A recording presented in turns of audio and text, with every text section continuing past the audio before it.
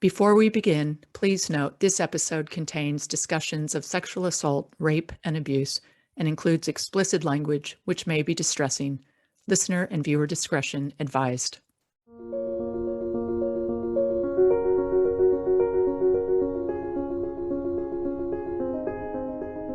Hi, I'm Tracy Height-Smith. Welcome to Open Stance, the podcast.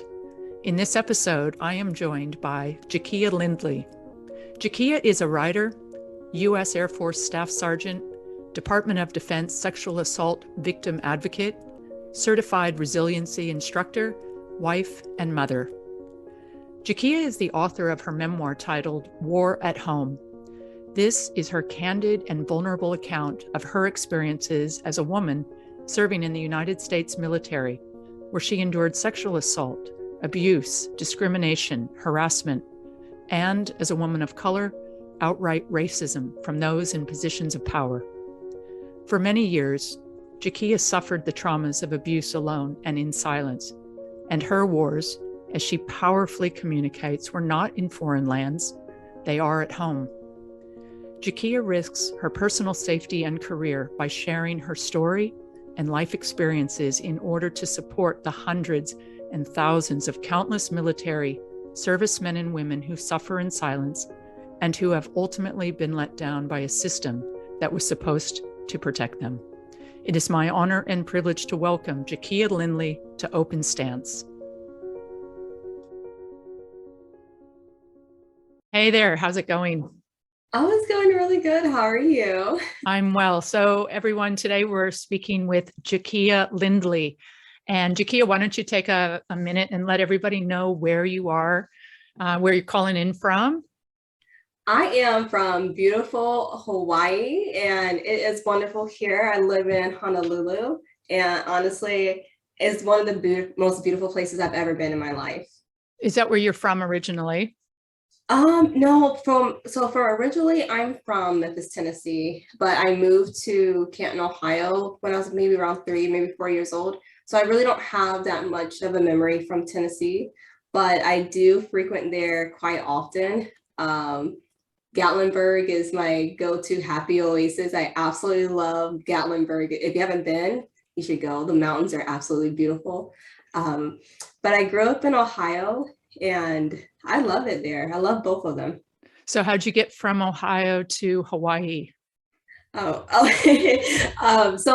I joined the military. So I'm active duty Air Force, and how I left Ohio was I joined the military, strapped up my boots, got on a plane, and went to Texas. And that was my first time ever leaving my home. Like I've never left my family at all. So I was brand new, 18 years old, shipped down to Texas. And I guess it's kind of like a funny thing. It's like, oh, your first time away from home. Like my first time away from home was actually the military. So it's kind of like a really strange feeling, very scary. So from there, I've just been stationed all over the place. And then I met my husband, and he was stationed in Hawaii. And in order for me to get here, we did a joint spouse. So I was stationed at that time in California. And then we did our paperwork, and I got shipped off to Hawaii. That's awesome. What a story. Well, I guess just on a very personal note, sometimes people always wonder, well, how do you meet these people, and who are you talking to? And today is just, I find it's just so cool because I was just researching one day, and I came across this book called War at Home, and turns out you're the author of it. And as I was doing a little bit of reading, I discovered that you're in the military. You're still active in the military, but you have this book that is about to be released in June 2022 coming up. And it has some very heavy material that resonated with me around sexual assault and violence and harassment and discrimination and a whole raft of things. And this is your personal memoir. And I just kept reading about you. And I did notice that you live in Hawaii. And so that day I was like, God, this girl connected with me, and I don't even know who she is, but this story, I want to read it. So I actually tried to find the book, and at the time I didn't realize it hadn't been released yet. So I went, oh, okay, can't read it. And then I thought, well, God, I'd love to have her on Open Stance. I think the story of the military and what is going on there is so important, and we haven't heard any of it yet for the most part. And on my walk, I saw this rainbow, and the symbolism was I got married in Hawaii, and on my wedding day, there was this unbelievable rainbow. And I had a moment because it was a personal moment saying, okay, I've been through the wars in my own life with, as a survivor of trauma from sexual abuse and rape. And it was that moment of, wow, I have come through so much. And here I am today and feeling so much joy, so much love. I felt so healed, and I thought it's possible. It was just an incredible moment. And the rainbow was that moment for me. And after I had read about you, I saw a rainbow on that day. So it may sound a little corny, but I went, yes, No. I'm meant to talk to this girl. So that's when I just got on the Instagram and sent you a literal cold call message, and you responded. And literally a few messages later, here we are. So I just want to say thank you. And it's really powerful for you to be here today representing thousands and thousands of military men and women across the world. And we can't wait to hear your story and everything and where you've come from. So thanks for being here, Jakia. No, thank you for that. That was so beautiful. My goodness. I know when I saw that message, I was just like, oh, I just started freezing. I was like, oh my gosh, someone wants to talk to me.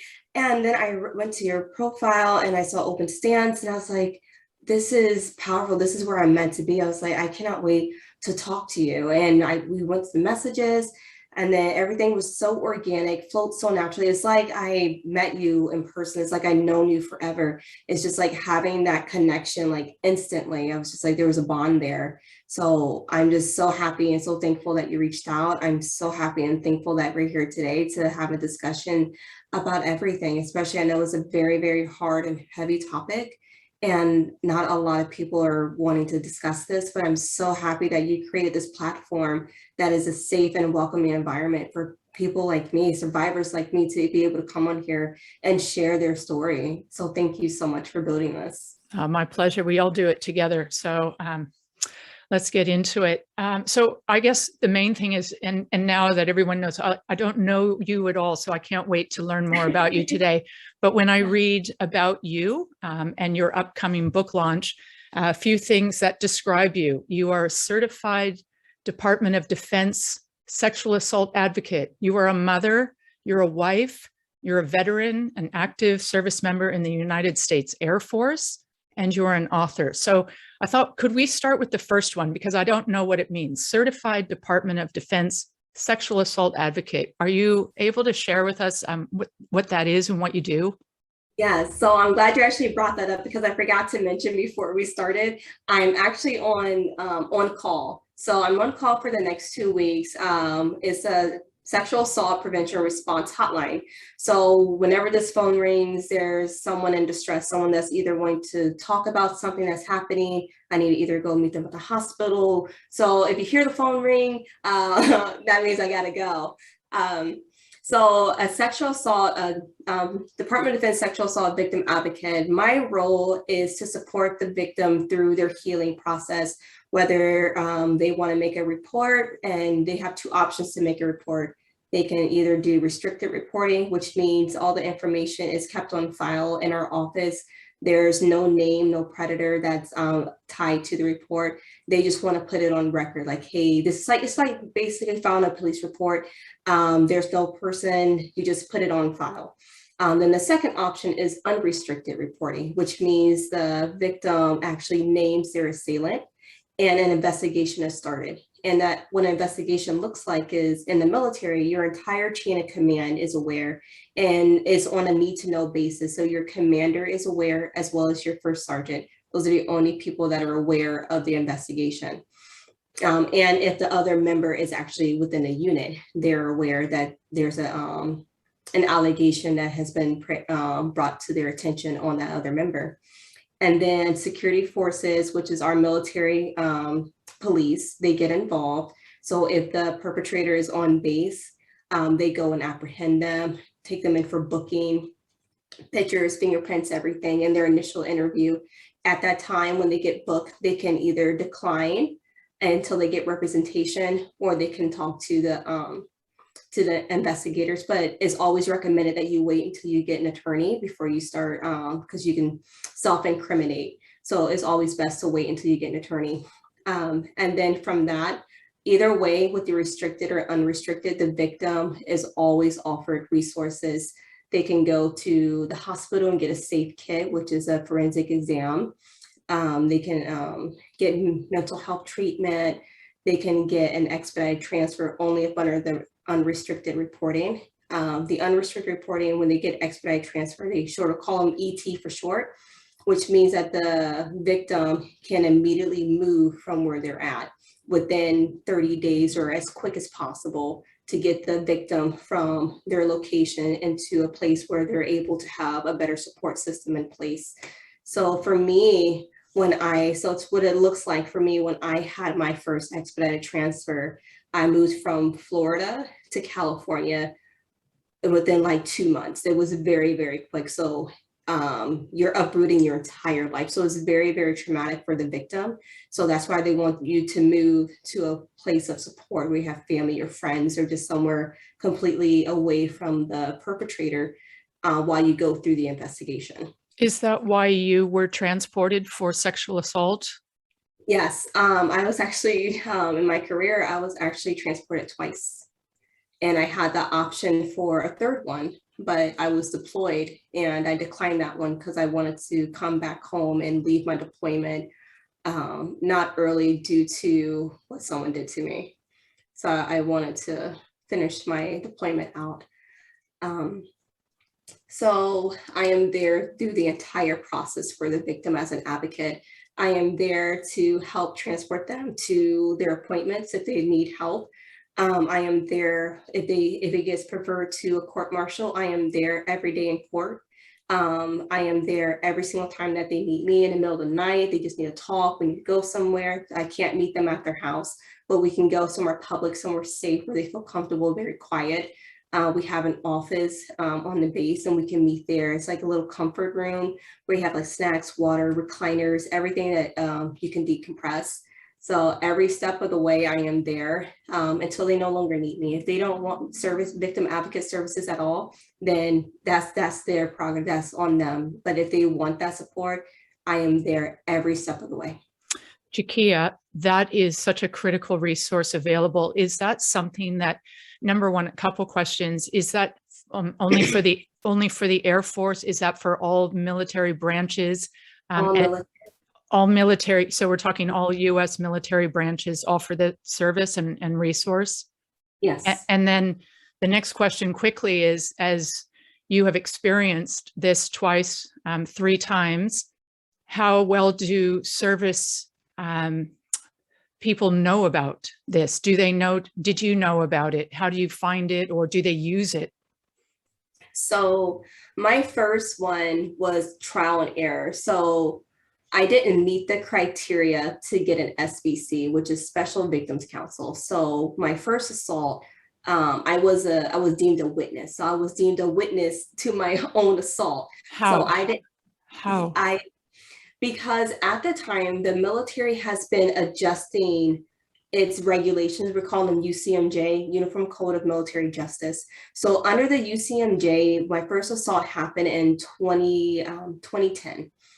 And no, sorry, 2011. It happened in 2011. And in 2011, what happened to me did not fall up under the umbrella for assault. So throughout the years, they've been redefining what is sexual assault, what is sexual harassment. And what happened to me is I was brand new into the military. I was less than a year, and one of my superiors tried to rape me in my work center with coworkers present.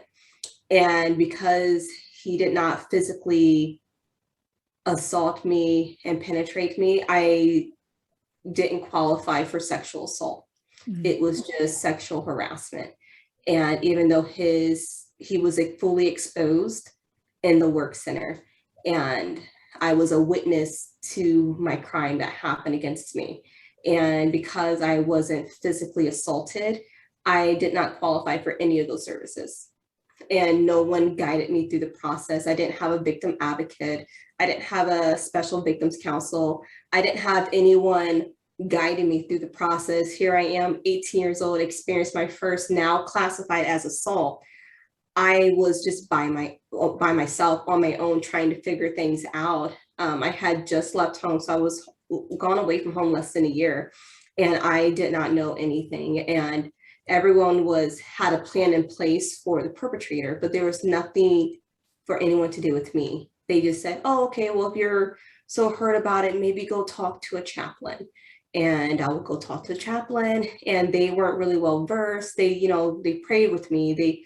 I got all the information that I needed out. I vented, and that was it. I would go back home, go to my dorm, sleep, go to work the next day, and the cycle would just repeat. I was always by myself. And then being by myself, I didn't have the support group. So I see everyone around me retaliated against me, and I'm thinking it's my fault, and I don't have anyone. And then fast forward, now you're an advocate. Is that, how did you get to become an advocate? Is that a new role within the military, or is it something that's just started? So you said you didn't have one yourself. Were they available, or is that now a new offering? They were available, but they were only available to those who qualified for assault. Gotcha. So again, it's been redefined over the years, and they've been fine-tuning what qualifies as assault, what qualifies as harassment. And we're still trying to figure out the gray area between the two of what it is and what it isn't. And it wasn't until 2015 where I was finally classified as a victim of assault. And that's when all the services got offered to me. I got a special victims counsel. I got a victim advocate. I got my expedited transfer. I got everything, but it took 4 years living in chaos and mistreatment and retaliated against for 4 years until the law changed where I was now able to get services. And he went to jail and everything, but I was still stuck and constantly mistreated. And as I started learning, the best advice that I ever received was, they can take everything from you, but they can never take your knowledge. They can never take your education. Understand the law, read the law, get into the books and learn. And that's what I did. I got into my books, I got my education, and I start digging into, and that's why I do a lot of advocacy work now, because I became what I needed back then and what I didn't have. And that's what drives me to be a victim advocate. I want to be there to make sure that every victim, every survivor is supported. They have everything that they need, because when you're going through trauma, you're not thinking clear and you're in survivor mode, and you may not know all the resources that are there. You don't know all the resources that you can actually tap into and have access. That's where I'm here. That's where I come in. So you're in survivor mode. I got you. I got you the entire time. I will make sure that you do not fail. I make sure that you are well covered the entire time. And this leads to a very important part, and I've come across it in some of your highlights with your book that we're going to get to here. But what are the risks? How hard is it to come forward, to report, just to get an advocate? You actually would have to make a phone call and put a claim in. And let's talk a little bit from your perspective about that, what that means to someone like yourself and many hundreds and thousands of other victims that actually have to come forward and voice their complaints and talk about what those risks are and how hard it is, how afraid people are, what discrimination they may face, or what those obstacles are just to get to that point, to utilize that resource that's available. There's a lot in between those resources, I can imagine, and what you have to do to receive them. Yes. So let's say we'll use a scenario, because I see it all the time, where a victim perpetrator is in their same unit. They work in the same space, and the risk is, okay, they're looking at their reputation, but then they're also looking at the assailant, whoever hurt them. They're looking at them within a unit, where they're standing in a unit. Is this person a well-liked individual? What is it going to look like if that person comes forward against the unit's most top primed candidate? Like, are they going to be believed? What's going to happen? Are they going to split? Because the work center, no matter what you do, the work center will be completely divided. So now you have team victim versus team perpetrator. And what if, the team victim side isn't as strong as the team perpetrator side? So now you open up that, I hate to say the can of worms, but you open up that door for everyone to have an opinion, everyone to have their side, and it can be very traumatic for the victim. And then, the gossiping, even though we try to, or units really do try to limit the gossiping, is going to happen, especially if the members are both in the same unit. So there's a lot of risk where victims, they will internalize it and they will try their best to not voice it, because as soon as they voice it, they already know what's going to happen as soon as they do. So not only are they trying to heal from what happened to them, now they have to protect and heal themselves for the second, third, and fourth order effect of things that's going to happen as soon as they file a report. And it's going to be whether they do restricted reporting or not. So they have a really hard time going forward. As an advocate now, and a survivor yourself who's been through this process, what's your advice to victims out there right now that are literally suffering in silence and carrying the weight of all this, just going about their daily routine and active service? Do you have anything that could help support or educate them on how to get through to the next level? Or if they're, like you said, in the middle of trauma and suffering from any number of symptoms, from PTSD from any of those symptoms that you're going to experience, how would they move through that if they're in the crutch of it right now, and just debilitated, but having to work every day, and yet there's help on the other side? What could you help them with there? Yeah. So the first thing I want to say is, you're not to blame. It is not your fault. And the moment where you come to realize it is not your fault, that is the first step you take in your healing journey, in your healing process. Because from then, you're starting to move to survivor, you're starting to move to overcomer.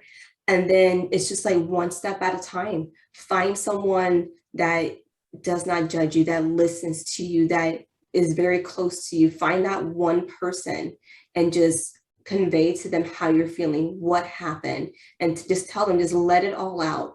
And then take your time.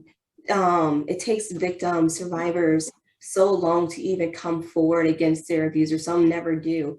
So just talking to someone, that trusted person, and just sit on it for a little bit and see how that makes you feel.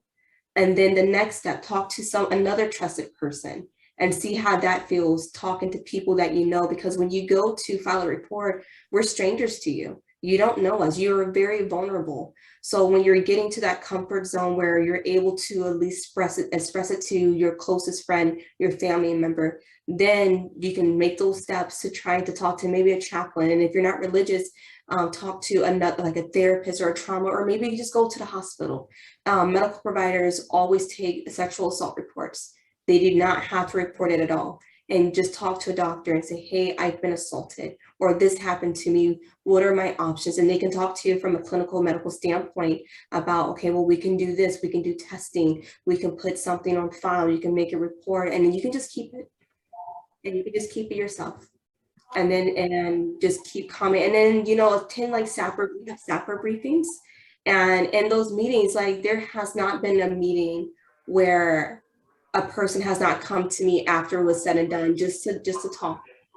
And then maybe do like hypothetical questions to a trusted person that can take a report for you. Like, hypothetically, this happened. What does it look like? Like, what is it truly? And have them walk through those steps. And then again, take that information back and sit on it a little bit. Because what we don't want victims and survivors to do is come and make a report and immediately regret it.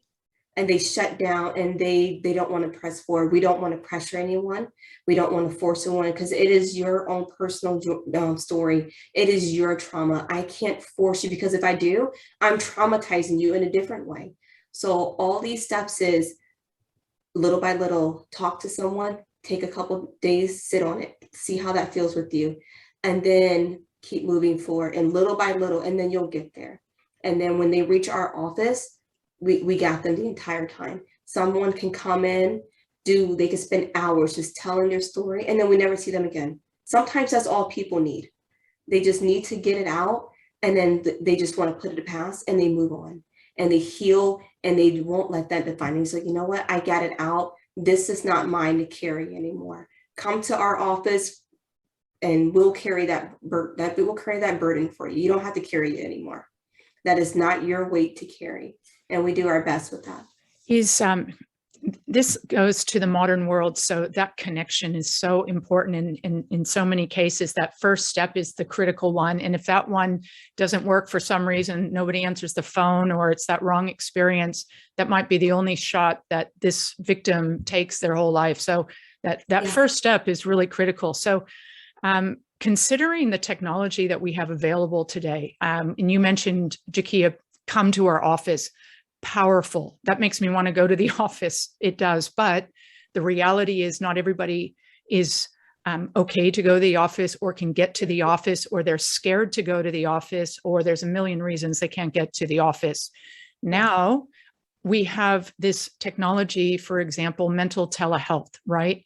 People have counseling services and advocacy services and all kinds of life going on our phones these days. So is there an offering currently where a victim could use a phone in terms of how they offer mental telehealth? So right here, call me. Right. So it allows you, which is the opposite of my experience. I had to go to an office. I had to go to a counselor's office for 2 years. It was a horrific experience, but it was the best.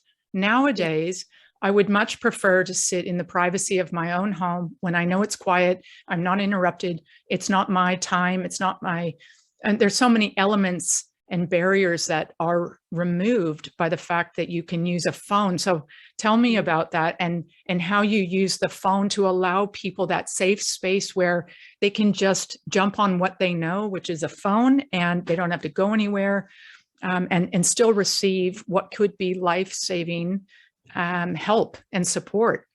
Yeah. So we have the 1-800 SAPR hotline number. Every base has their own unique number. So we have a primary, and I'm primary for right now. Then we also have an alternate, and then we also have the deputy SARC. So the deputy SARC is the one that's over the entire installation. So you have 3 people to get in contact with, and if all 3 of us don't answer, it goes to our wing commander. There's always someone that is going to answer that phone, no matter what, any time or day or night. Someone will always answer the phone, and we can take reports over the phone. We can stay on the phone and just vent however they need to. And then we also have a list of resources that they can get in touch with. So if they don't want to just talk to a SAPR representative, we have numbers for mental health. We have numbers for the chaplain. We have numbers for the hospital. We have numbers for the counseling services, mental health services out in a community that does pro bono work. We have all these information that if one doesn't work with you, we got something else. If that one doesn't work, we got something else. And if that one doesn't work, I will sit here and I will research all night until I find something that's going to work for you. Amazing. Like I will not get off the phone until I do a warm handoff, making sure that this person gets the services that they need. You're powerful, my friend. Jakia, let's go to your book, because the whole initial introduction to you was on the back of this book called, I'm going to read the title here. The first part's easy to remember, War at Home. It really hits. And the title is War at Home, a call to reform the military justice system. And would you like to give, how about we give a little synopsis of the book, and then the beginning? Where did the memoir come from for you? Oh, the book? You mean yes, okay. Right here? Now, we have listeners that are just audio, and we have lots of listeners that are tuning in to watch on YouTube. So yes, hold that book up one more time. As you and I had a little text message exchange this week, and you told me yesterday that you've just literally received your first copy for the first time. Did. And oh my gosh, when it came in, I was literally waiting outside all day for FedEx or no UPS, and I'm just sitting there just waiting. So he comes up and he sees me waiting outside. He's like, "Oh, this must be the house," and I'm just sitting there jumping like a little kid because I know my book is in there. Okay, so I didn't even finish the title. You tell us the title, please, and give us a little synopsis in your words, and what was the catalyst for this book? Where's this come from for you? Okay, so the book is called Youre Home, A Call to Reform the Military Justice System and to Give Voice to the Ones Who Need to Break the Silence, Destroy the Stigma, and End the Cycle of Abuse. There's a lot of content in this book. I can't wait to read it. Yes. So with Youre at Home, the synopsis of the book is Youre at Home is that every time, like people think that our enemies is overseas in a foreign land, different country, but it's not. Our enemy is actually in our American soil, is our own people. And that's the thing, you don't have to look very far to find your enemy. And that was for me, it's just like Youre at home. I had Youre wherever I called home. I had Youre at my job. I had Youre at my actual own home. So whatever you feel and think is home, that's where the wars are. And when it comes to a call to reform the military justice system, and as we briefly talked about how in 2011, I was completely by myself. I didn't have no resources. I didn't have anything. And it didn't take until 4 years later for me to get those resources. And it took 4 years for a change to happen where I was sexually assaulted. And it took the military 4 years to say, hey, you were actually sexually assaulted. And there's so many things that are still happening that we still need to have reform for. And one of the ones that I'll give a quick overview of it. One of the ones that I was so devastated on was when I finally came out against my abuser. It didn't get referred to a court martial. So the military prosecutors don't like to go for cases if they know they're not going to win. So they'll refer it to the commander or the convening authority, which is the wing commander. And the wing commander does not have any legal backgrounds. They don't have any education in the justice system at all. It's kind of like an additional duty, or those special duties, or something that's outside of your job performance, but you kind of need to do it just to fulfill it, but it's not your main thing. Like, I can get to it and I can get to it. And that's what one of these is, just like another assigned duties for the wing commander. And I had an F-22 pilot, judge, jury on my case of sexual assault. And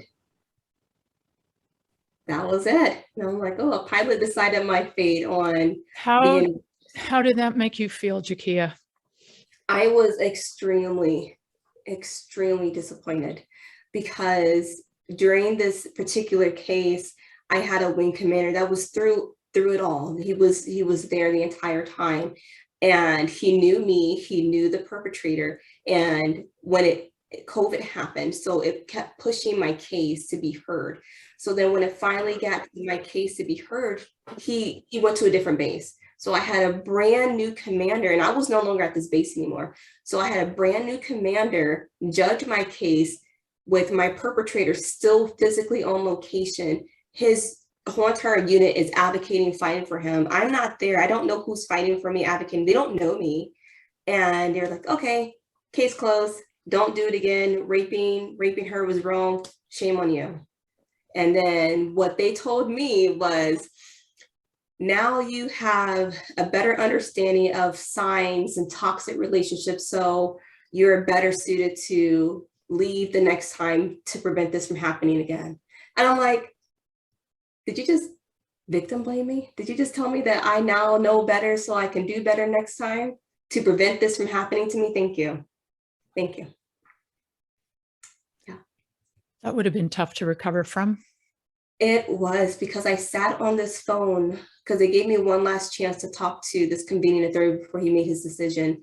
And I sat there for 10 minutes pouring my heart out, letting him know everything, just like I was a therapist. I just fire hosed everything, because this was my last chance. And he was like, okay, thank you. Anything else? I was like, no, okay, click, call ended.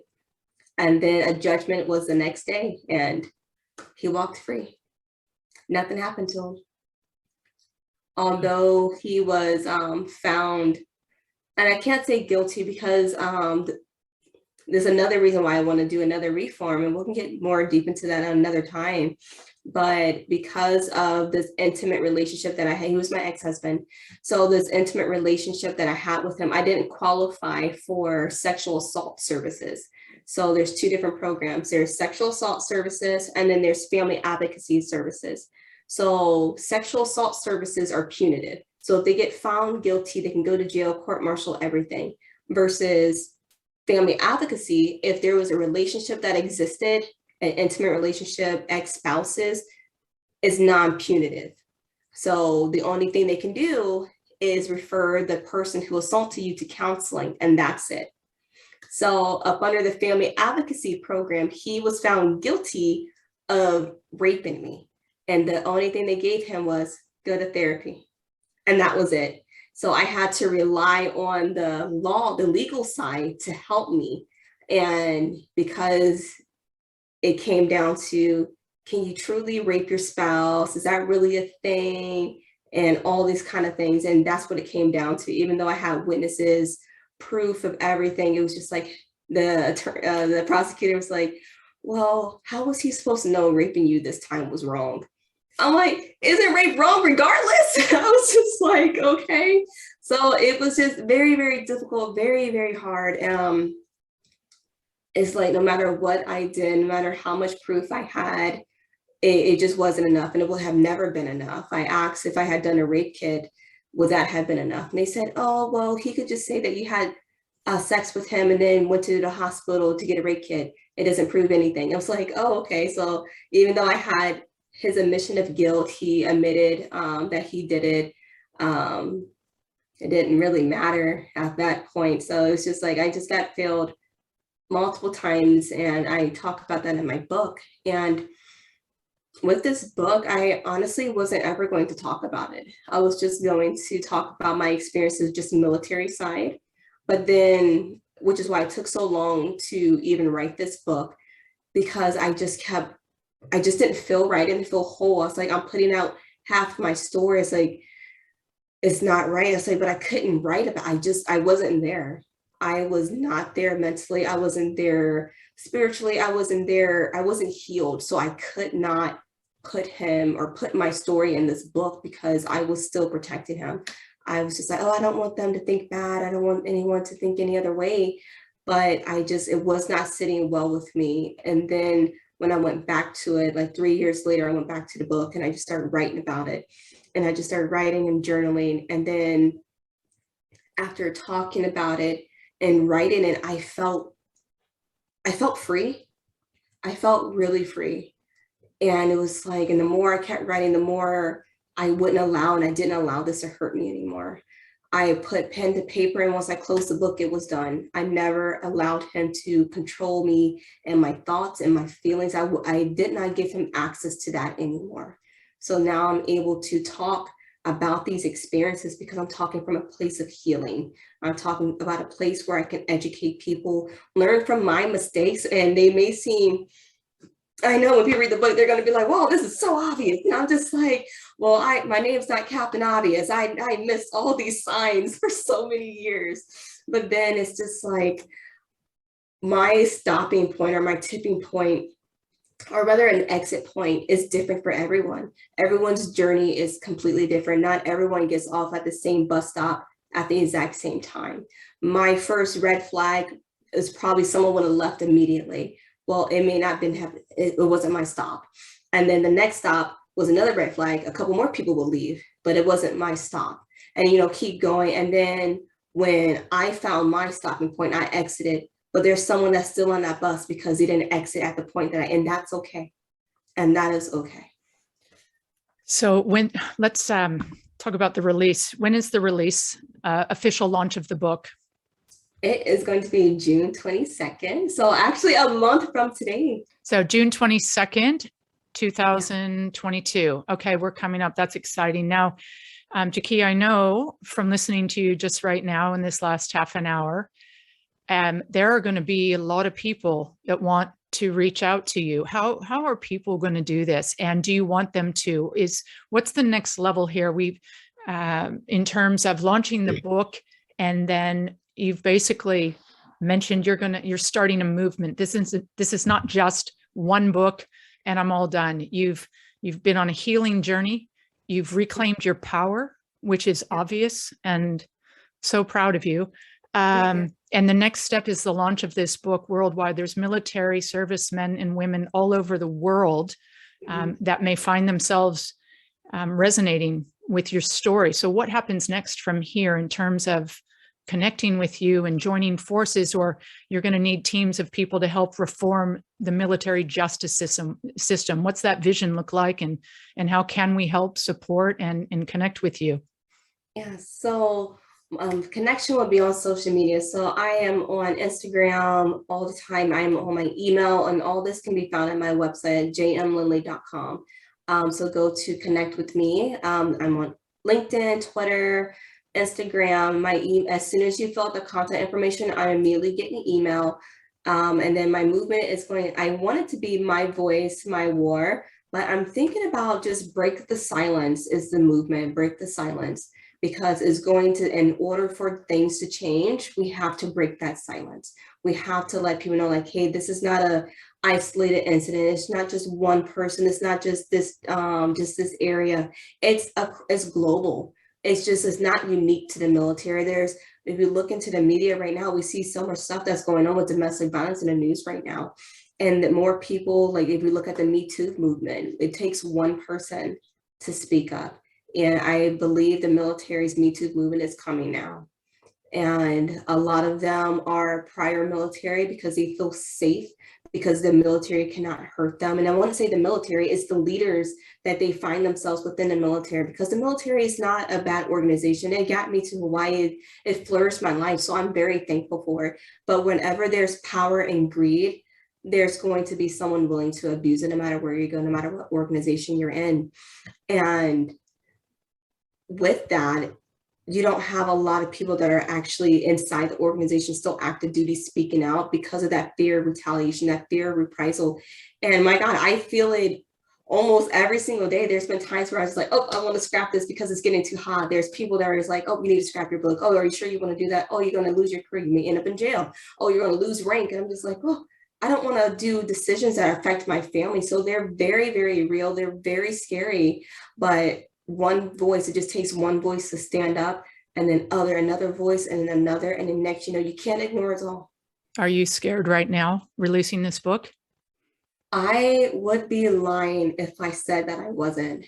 I am extremely terrified every single day that I get closer to it. I am terrified. So I was just telling you before we start talking, about 2 weeks ago, I think it was a couple of days before you reached out to me, actually, I was going to scrap my book.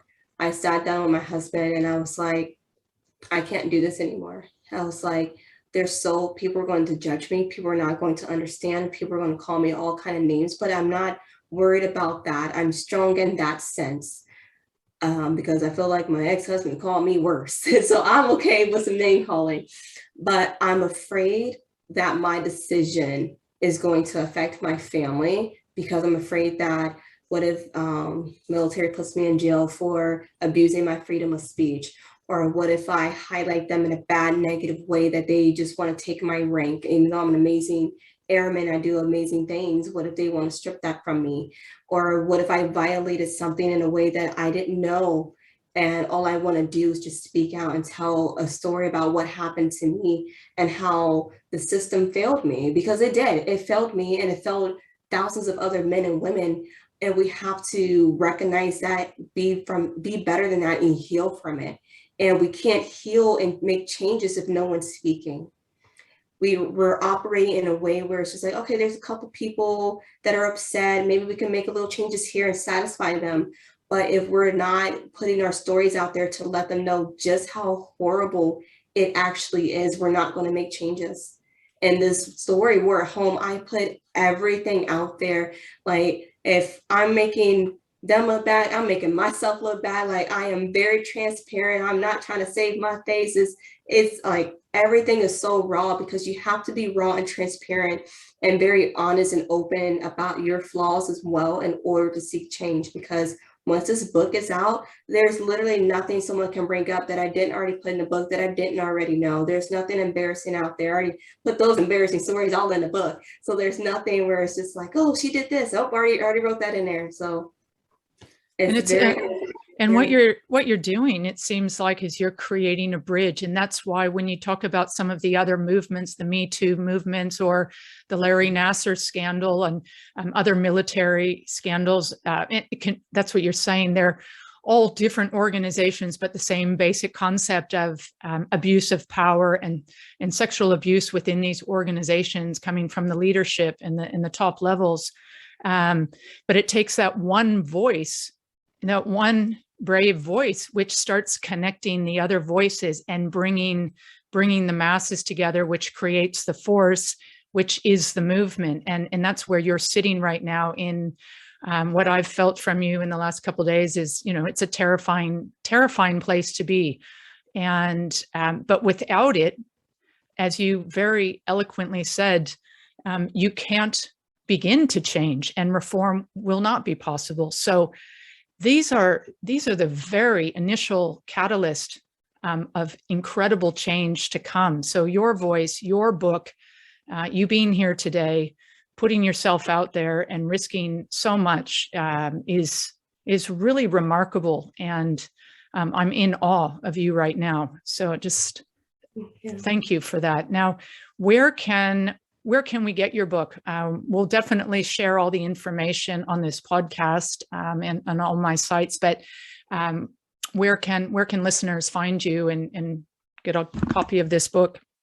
okay, so it will be available on Amazon, and then it's going to be available. I'm working on that right now to get into major retailers like Walmart, Target, Books and Noble, Books a Million, all the other bookstores as well. So it will be available. We'll find it. Yes. Now, what we've also talked about, Jakia, is that we're doing two parts to this. And the reason for that is, number one, I wanted to give you this platform today because what we talk about is so personal. I love letting people hear who you are, where you come from, and know you a bit, and just feel that connection, like I felt reading about you and having a little chance to chat back and forth. But there's a lot more to your story that will be uncovered once your book launches. And we've talked about that privately. And that is something that you've chosen for good reason to keep under lock and key just for a little bit longer till you release your book. But that's another conversation that we'll have when that time is more comfortable to dig into some very, very tough subject matter that's quite incriminating. And I look forward to that as well. But is there anything else that you would like to add in this space right now today with our listeners and the journey that you've been on? I know it's been a road very tough. Did not happen overnight. So just a little bit on that process, where some people look at you, Jakia, and think, oh God, I could never be like her. But yet you are us, and you have been in those dark, tough places. So just a little moment to share that hope and inspiration for people. We're all looking for that bit of courage to get through the tough spots, to end up and keep moving to places where you are today, with a voice and just powerful conviction. Yeah. So what I tell myself and what I tell other people is that you have to keep pushing. And as uncomfortable as this topic is, and it makes people very uncomfortable to talk about, it is even more uncomfortable living with it. It's even more uncomfortable internalizing it, not knowing where to go, and you're carrying it. That's what makes me uncomfortable. And that's what makes other people uncomfortable. So if people are uncomfortable listening to it, I'm uncomfortable feeling this and carrying it. Let's be uncomfortable together. How can I make this conversation? I don't need to dilute myself in order for someone to be more digestible, like make it easier to go down. I don't need to do that. this is what happened. Now, what are we going to do about it? This is a problem. We're so quick as a society to fix all these other problems that aren't as, I guess, taboo and sensitive as this. We need that same effort and energy for victims. It's a silent crime. And we're walking around with invisible wounds that people don't want to address. We need to address it. We need to have and hold space, and we need to fix it, because it is a horrible plague that is running around that no one wants to address. And we shouldn't immediately just say, oh, okay, well, how do we know if this is true? We can't see it. Okay, you may not see it, but I feel it. I'm wearing it and I'm living it. So just walking your truth, own and believe in the power of your own voice. If no one else does, I will. I will listen to you. You will listen to them. We will all create that space and we will be there for them. One voice and one step at a time. We're breaking the silence and we're opening that door for them so they can cast stones and throw all these different kinds of names at me. As long as I'm making it easier for the next person to walk through, and then the next and the next, it's literally all worth it.